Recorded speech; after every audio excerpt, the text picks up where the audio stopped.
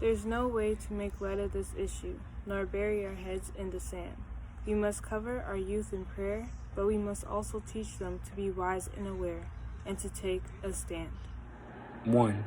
One packet of Skittles was enough to deem Trayvon Martin a criminal worth killing. 2. The number of times Andrew Loku, who suffered with mental health issues, was fatally shot. 3. It took 3 days for Sandra's body to be taken down from her unlawful cell. 4. 4 officers were present as George Floyd called out for his mother, saying that he couldn't breathe. Say it loud. I am black and I'm proud. I am dripping with melanin and honey. Proud. Proud of my black root. Proud. Proud of my black culture. Proud. Proud of my beauty. I'm proud to be an Afro-Canadian. Proud. Proud but broken from built-up systems designed to protect us but fail us, break us, and force us into a cycle of injustice where there is no justice, no peace. Please, no racist police. Please, no racist education.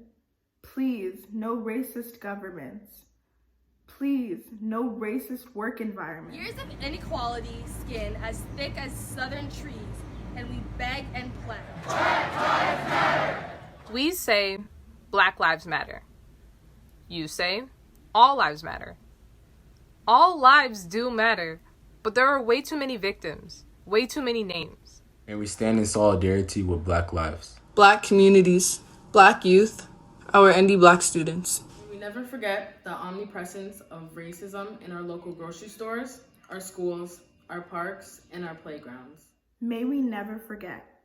Indigenous people, people of color, and immigrants face discrimination when it comes to maintaining a source of income, credit history, access to guarantors, and references. May we never forget. Black and Indigenous students are more likely to be streamed into non-academic programs rather than white students. May we not forget that some Black youth would like to obtain a university degree. Unfortunately, we are less likely to think that we can obtain one. 21% of Black graduates with bachelor degrees default on their loans.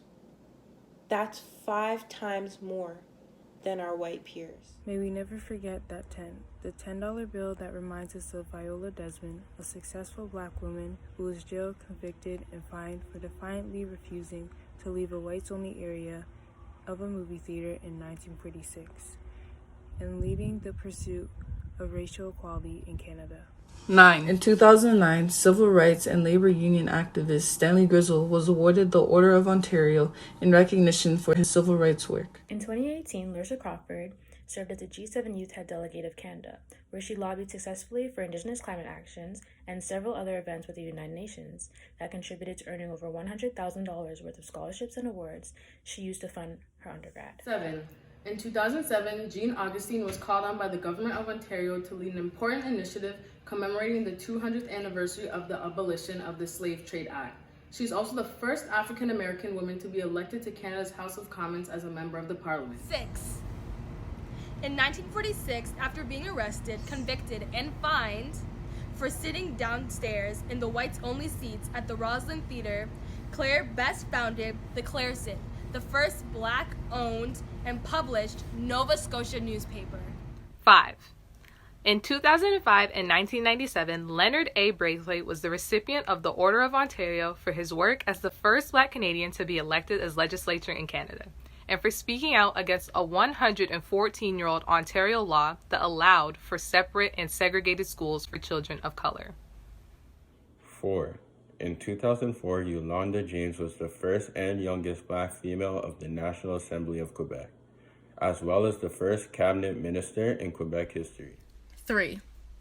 In 1973, Rosemary Brown received a United Nations Human Rights Fellowship. She is a founding member of the Vancouver Status of Women Council and was its first ombudswoman. In a 200-meter race, Anja DeGrasse won silver medal in the 2016 Summer Olympic Games and became the first Canadian athlete to win Olympic medals in the 200-meter race, 100-meter race, and in the 4x100-meter race. 1. May each one of us never underestimate the power of dreams and the influence of the human spirit. We are all in the same notion. The potential for greatness lives in each one of us. Wilma Rudolph. As a graduating class and community of faith, may the pursuit of our dreams be founded on a spirit of justice and peace for all.